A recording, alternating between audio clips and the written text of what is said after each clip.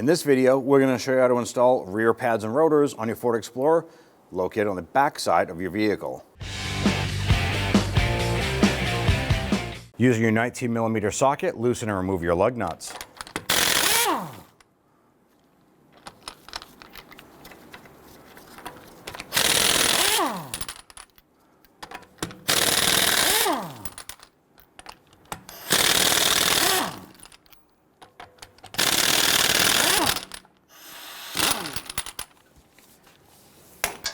Once you have the lug nuts removed, grab the wheel, remove it, and set it aside. We'll go ahead and remove our brake caliper from our brake caliper bracket. On the back side here, there's going to be two 13mm bolts. We're going to use our socket and ratchet to loosen and remove these.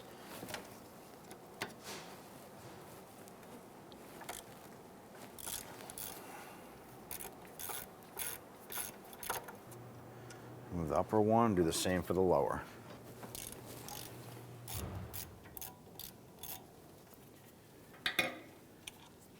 Now we're going to use a small pry bar. Go ahead and work the caliper up and off.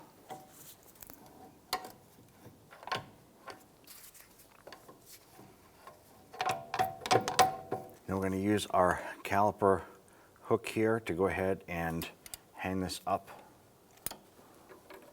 and out of the way. The reason why we're doing this here is that we don't want to have the caliper dangling on our flex hose here, which can damage that. Now that we have this off and set aside, we're going to go ahead and remove the two bolts here, securing the caliper bracket to the back side of the knuckle. Now on the back side, these two 15mm bolts, loosen and remove these.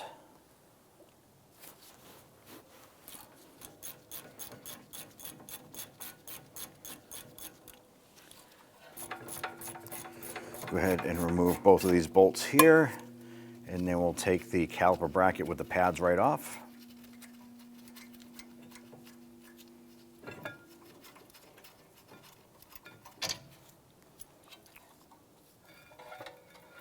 And go ahead and set that aside. Now in your particular vehicle, on your brake rotor, right here, there's going to be a set screw area. If there is a Phillips head screw in here, go ahead, loosen and remove that. That is simply placed there from the factory to hold the rotor in place during assembly of the brake system. Go ahead, loosen and remove that. Ours doesn't have it. I'm going to go ahead and pull that off, set the rotor aside. Let's go ahead and clean the hub face of any residual dirt or grease. Use some solvent. Spray that down. I'm going to go ahead and use a bristle brush to try and loosen up some of that garbage. Anything that will prevent the new rotor from sitting flush on there.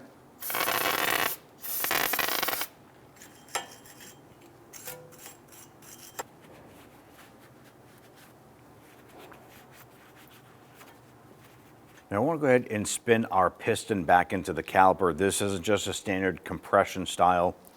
You're going to need a special tool for this here that has two little buttons on it.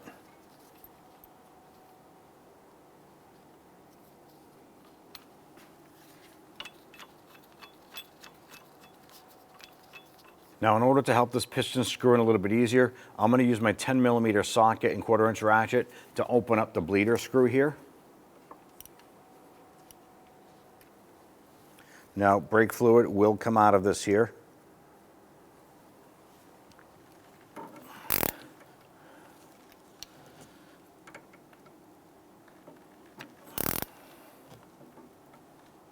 Now that we have the piston turned all the way in, we're going to go ahead and snug down our bleeder screw.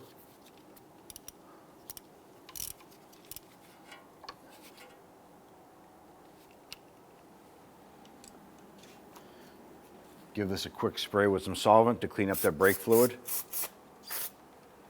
Now when you're tightening this down, the two holes on the piston itself, when you're done, they need to be positioned at 12 and 6 on the caliper. So 12 o'clock at the top, 6 o'clock at the bottom, up and down. If they're anything off of that and your brake pads have a little alignment pin on the back side, they're not going to fit if they're not positioned at 12 and 6. So it's very important that that lines up like so. You see our alignment pins are at 12 and 6. Go Go ahead and remove your brake pads. We're going to slide out our shims.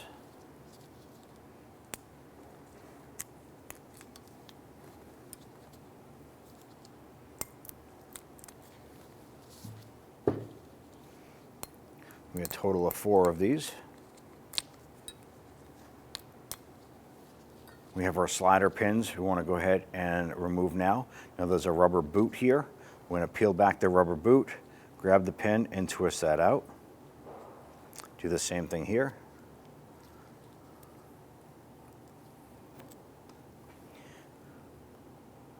Now this pin here has a rubber sleeve on it, so you want to make sure that this goes into the same side of our caliper bracket itself. On this particular one, there's stampings on this here, so mine has an H on it, so I'm going to remember that that H has the one with the rubber sleeve on it. Now we can just grab the boots, peel these off, and when you pop off the boots, you want to kind of grab these here, pinch them, stretch them out a little bit, look for any tears, anything like that that would let water or moisture in there. Ours are in good condition. If they're torn or anything like that, you need to replace these because once water gets in, these will rust into place and your brakes will seize up on you. I'm going to use some brake solvent. Small bristle brush and start cleaning out the bores.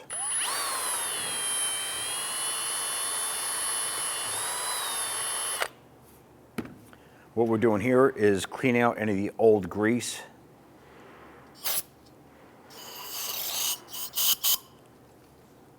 I'm going to go ahead and repeat this process for the other hole here.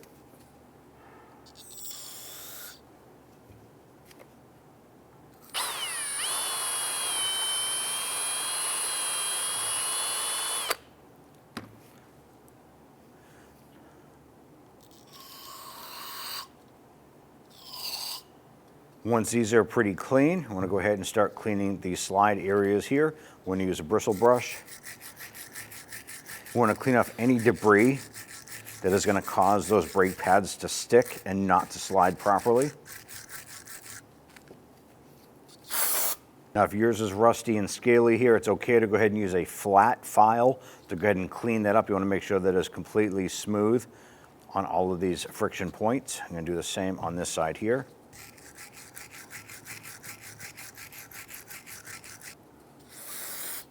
Once our caliper bracket is all set, let's go ahead and focus on our slide pins here. We want to make sure the slide pins are clean. So let's go ahead and get some solvent on a rag here. And go ahead and wipe these down.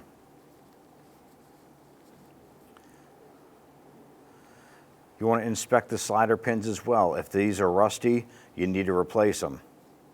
Ours are clean. I'm going to go ahead and do the same here. Clean this one up. I'm just going to clean the top side here. I want to make sure that where the rubber boot is going to sit is free of debris so that that stays sealed properly. I'm going to take some grease. We're not taking a lot, we're just putting some in here. I'm going to put a thin coat on our slider pins. Go ahead and take your boot here. I'm going to slide this onto the caliper bracket. Slide this in. And what you want to do is slide the rubber boot onto the pin itself. Give it a few twists, work that in and out. You want to make sure that that spins nice without any resistance. I'm going to do the same on this one here. Now if you put too much grease inside here, you won't be able to push these in. They're going to have a lot of resistance and it's going to have a binding issue. You don't want to have that.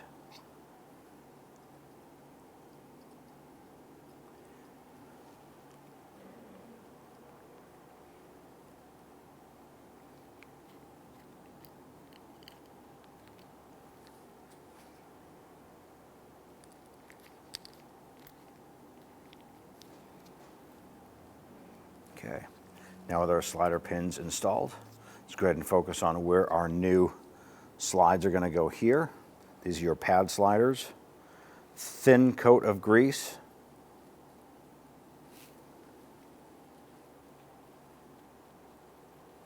Go ahead and install your new shims. Install the inner tab first and then push it over and spring that over. It'll pop into place.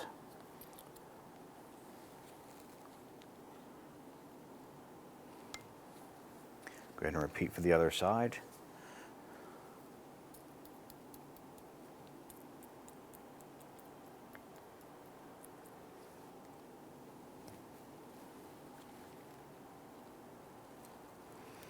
Now when installing these here, you want the larger piece of the tab on the back side and the smaller set tab to sit on the front of that brace.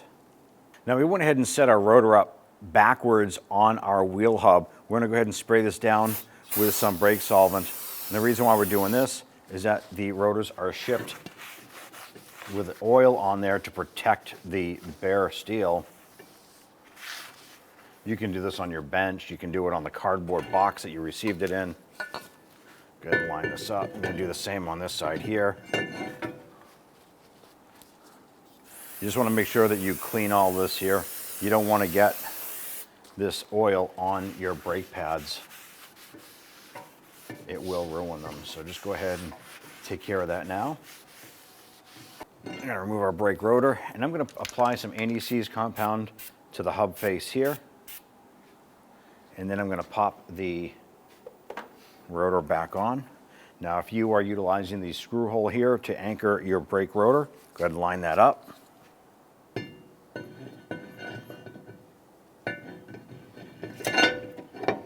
Push that into place.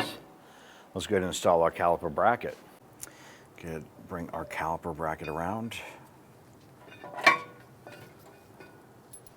Let's get our bolts started on the other side.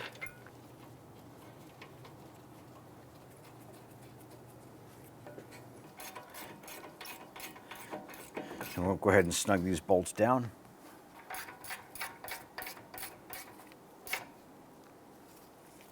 Now I want to go ahead and torque these down to 76 foot-pounds.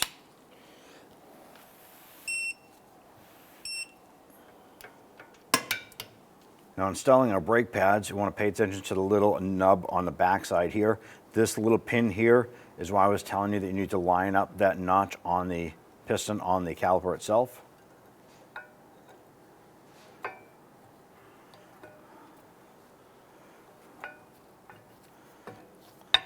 Make sure those are fully seated, push that rotor in.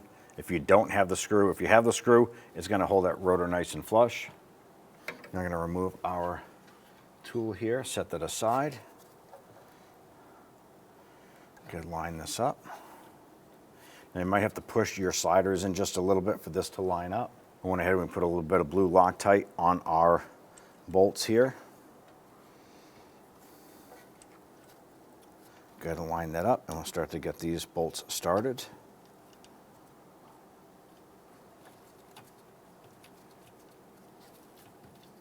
Torque these down to 24 foot-pounds. Now our slider pin is rotating on the inside here. It's not letting us tighten it. So let's go ahead and put a wrench on the inside here and we'll continue to torque that. Using our 17mm thin wall wrench to fit in there.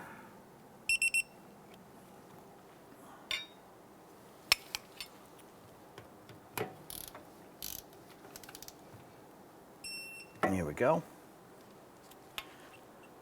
Now at this point here, you want to go ahead, hop into the vehicle, pump up the brakes. You want to pump it up about 10 times. Double check everything, make sure that pedal feels good. You also want to go ahead and double check the fluid on the brake reservoir under the hood because we did lose a little bit here. We'll show you how to do that next. Now underneath the hood, you're going to locate your master cylinder reservoir right here on the driver's side. Unscrew this cap and pop this up and off. Set that aside. Now on the side of the tank here, it's going to have a max level. There's a little line right on the edge of the tank here. Use the appropriate brake fluid recommended by the manufacturer to go ahead and top this off.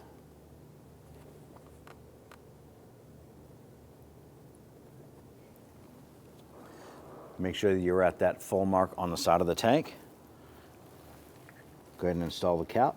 Now that your reservoir is topped off, you want to go ahead and install that wheel. Repeat that process for the driver's side brake. Then you can go ahead and take the vehicle for road test, and you're all set. Install your wheel.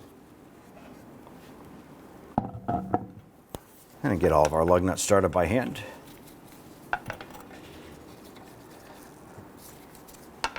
Once we have all of these on, we'll go ahead and snug them down.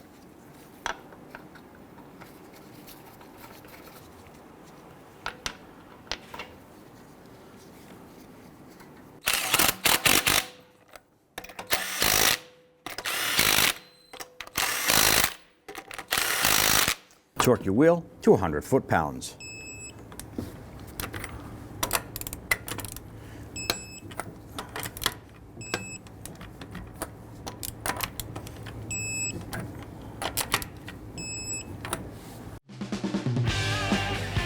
When only the best will do, demand TRQ.